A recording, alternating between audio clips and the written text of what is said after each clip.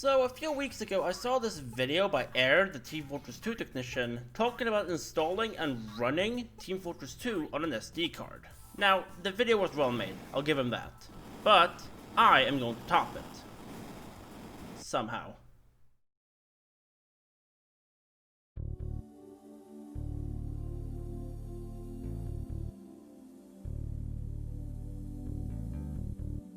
So what I want to do is install a very big game on whatever SD card I have in my ownership.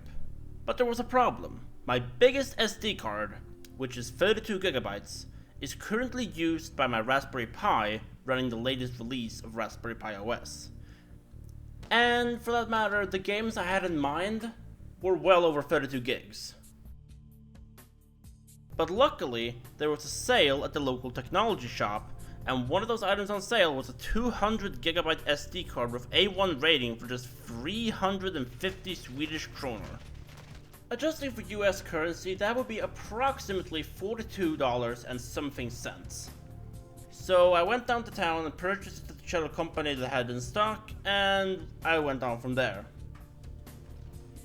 Now, what games could I possibly install?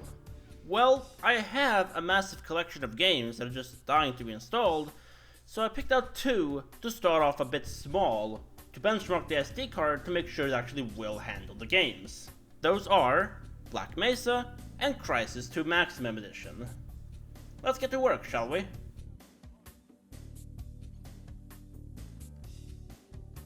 So installing the games was the easiest step of the process. Create a Steam library folder in the root directory of the SD card and choose the SD card as your default install path. And then Steam does the rest.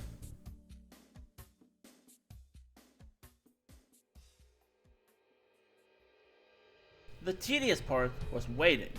Despite being an SDXC card with UHS-1 classification, that is only for the read speeds. Writing to the SD card was a different story. If you want a good, albeit dated video on the topic of SD cards, I recommend Christopher Barnatt's video on SD card classifications and naming, which you can find on the channel Explaining Computers. After the game had installed, I loaded it up from the Steam launcher. Surprisingly, it worked flawlessly, and fairly fast for an SD card. But then again, it is advertised as sporting up to 100 megabits per second read speeds. The only concern I had was textures taking a while to load in, micro-stuttering, and then general load times being horrendous. But, to my surprise, no, they were not horrendous. The load times were very fast for an SD card, and notably, loading in between chapters was fairly speedy, although the load times were noticeably slower than reading off of a hard drive or an SSD. What about micro-stutters? Nope. I experienced none of these in Black Mesa. What about those pesky textures taking forever to load? Not even that. And I have a fairly good explanation. You see, Team Fortress 2 is a 32-bit application, and can only process data in roughly 2.1 billion bits at a time. Black Mesa, however, is a 64-bit game, and as such can utilize way more RAM and bits. More specifically, 2 to the power of 64.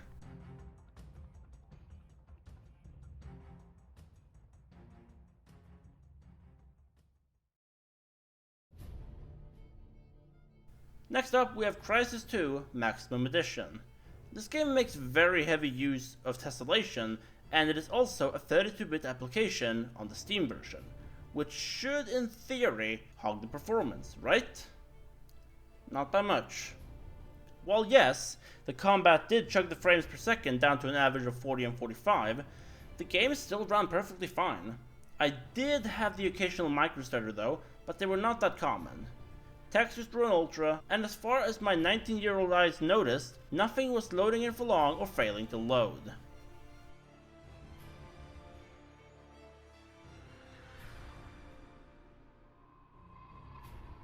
Now okay, we installed two games, roughly 50 gigs total.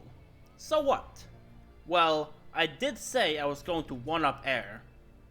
And that is exactly what we're going to do.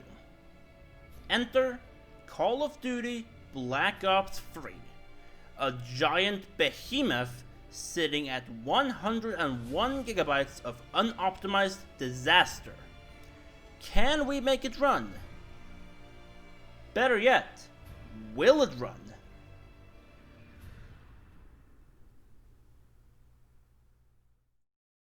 The answer is an astounding but disappointing yeah. The game ran flawlessly. Okay, so what did we learn? Team Fortress 2 is an unoptimized mess of spaghetti bolognese, which by this point is beyond the point of no return. I'd go as far as to say it's more spaghetti than Minecraft. So in the end, what was the point of this video? Well, for one, I wanted something out for the 1st of January, and because I want to do more than just live commentaries this year. Even though 2021 is going to be the year I play more older games. I mean, I guess you get what I'm trying to say here, right? I want to mix my content up. But that's gonna do it for this video. My name is Father Shadow, have a good day, and I will see you in the next one. Happy 2021, if it's not a gargantuan catastrophe. Later.